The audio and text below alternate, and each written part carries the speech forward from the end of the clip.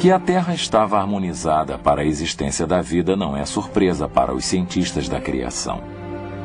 A Bíblia declarou esse fato milhares de anos atrás. Em Isaías lemos: "Pois assim diz o Senhor que criou o céu, que foi Deus que deu forma à terra e a fez, que a estabeleceu, que não a criou em vão, que a formou para ser habitada." O físico e prêmio Nobel Arno Penzias declarou em 1992: "A astronomia nos leva a um único evento, um universo que foi criado do nada, com o delicadíssimo equilíbrio necessário para oferecer as exatas condições requeridas para permitir a vida, e com um plano realçado, alguém poderia dizer, plano sobrenatural." O astrônomo George Greenstein declarou em seu livro O Universo Simbiótico: "Ao pesquisar todas as evidências, persiste o pensamento de que algum agente sobrenatural deve estar envolvido.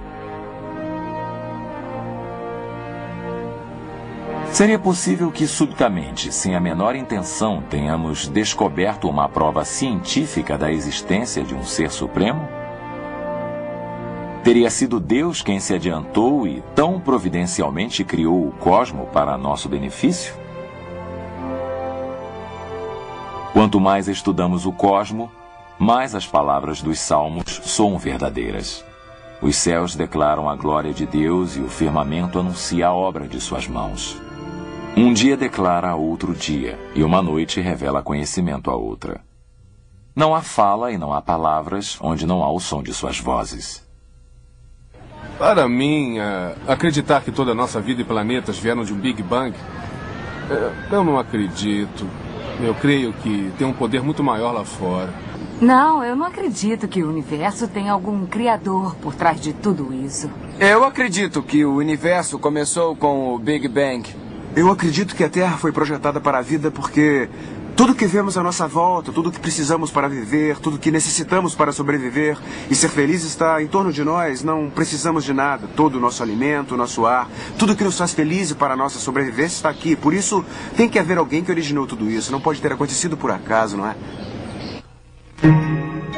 As evidências revelam claramente que Deus criou o universo e o sistema solar e, especificamente, destinou a Terra para a vida. Todavia, muitos preferem confiar e acreditar no Big Bang do que confiar e acreditar no Deus da Bíblia. A seguir, examinaremos a possibilidade de a vida surgir de substâncias químicas espontaneamente.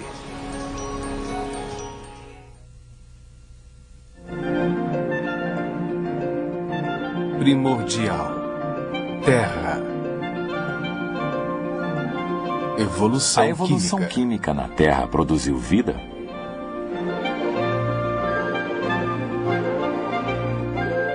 De acordo com o pensamento evolucionário, toda a vida, bactéria, peixes, plantas, animais e homem, originou-se de compostos químicos. Essa teoria de que a vida surgiu de substâncias químicas não vivas é chamada de geração espontânea. Uma das leis fundamentais da biologia é a lei da biogênese, que a vida surge apenas da vida pré-existente. E, naturalmente, para um criacionista, isso certamente não é surpresa. A vida de Deus foi criada para multiplicar-se da sua própria espécie. Isso faz sentido para um criacionista. Mas para um evolucionista, houve um tempo no passado quando não havia vida alguma. E assim, as substâncias químicas, de alguma forma, se juntaram e produziram coisas vivas. Isso é geralmente chamado de geração espontânea e tem havido alguns sérios problemas na tentativa de fazer um grupo de substâncias químicas criar vida. Alguns anos atrás, Stanley Miller conduziu um famoso experimento. Ele juntou materiais simples, um pouco de gás metano, amônia, vapor de água, atingindo-os com uma fagulha elétrica para simular um relâmpago na atmosfera da Terra milenar. E em apenas algumas semanas tinha aminoácidos, os blocos construtores da proteína. E foi alardeado quase como a criação de vida em um tubo de ensaio, e aquilo era o que usava quando lecionava a evolução. Mas dei uma olhada no restante das evidências. E havia 3 problemas com aquele experimento brilhante. 1, ele tinha o material inicial errado. 2, usou as condições erradas. E 3, os resultados foram errados. Fora isso, foi um experimento brilhante.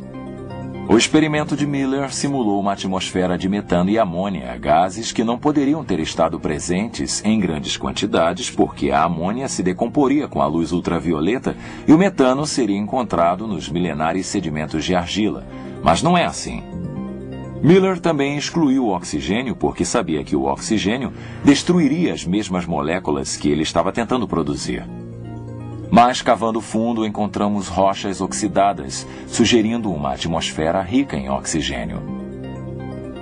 A Terra não tinha uma atmosfera reduzida. Digamos, uma atmosfera de metano, amônia e hidrogênio, que fora sugerida em um experimento de Stanley Miller. Nunca houve uma atmosfera assim.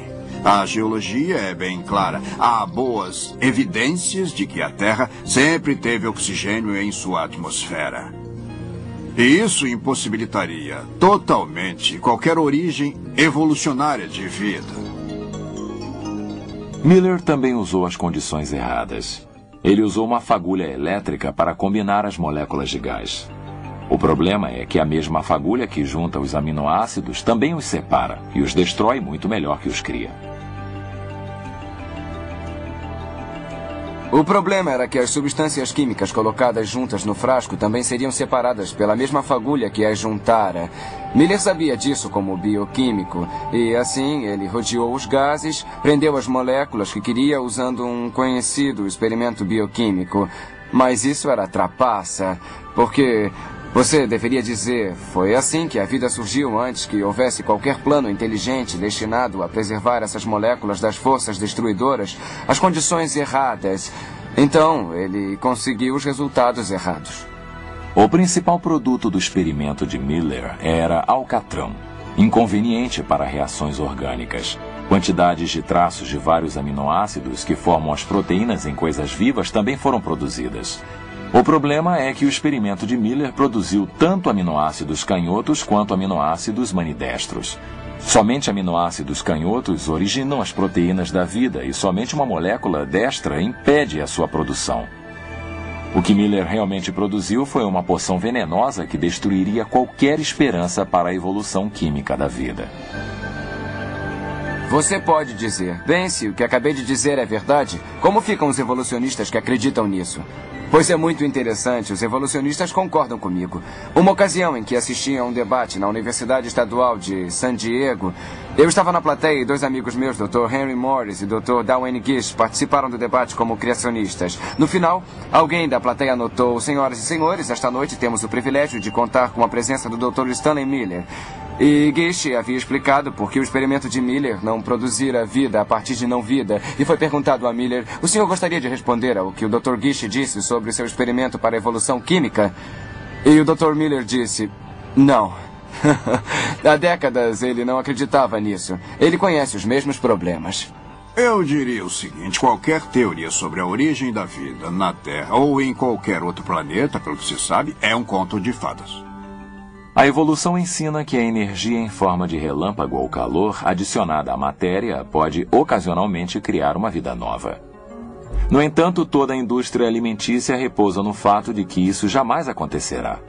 Se examinarmos um vidro de creme de amendoim, ele contém matéria e foi exposto à luz e ao calor. Mas nunca encontraremos vida nova em seu interior, a menos que uma vida do exterior o contamine.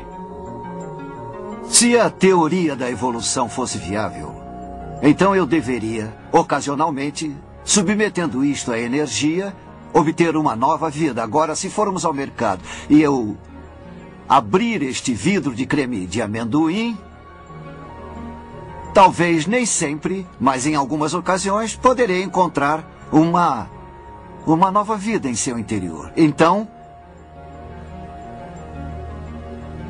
quando abrimos o vidro de creme de amendoim e olhamos lá dentro, não há vida nova. E vocês não ficam contentes? Porque vocês podem até achar graça, mas espero que não se esqueçam disto, porque você e eu conduzimos coletivamente mais de 1 bilhão de experimentos a cada ano. E temos feito isso virtualmente há 100 anos. Sem jamais encontrarmos uma nova vida. Na verdade, a indústria alimentícia do mundo depende do fato de não haver evolução. O caso da evolução química apenas enfraquece quando consideramos que longas cadeias de aminoácidos, todas exatamente na posição correta, são requeridas para formar as proteínas da vida. Pior ainda, os aminoácidos não se juntam naturalmente para formar proteínas. Ao contrário, tendem a separar-se. As proteínas podem ter 2 ou 3 mil aminoácidos, um longo complexo de substâncias químicas, e são como um programa de computador. Cada aminoácido tem de estar exatamente na posição correta. Se um deles estiver errado, aquela proteína é inútil, como ocorre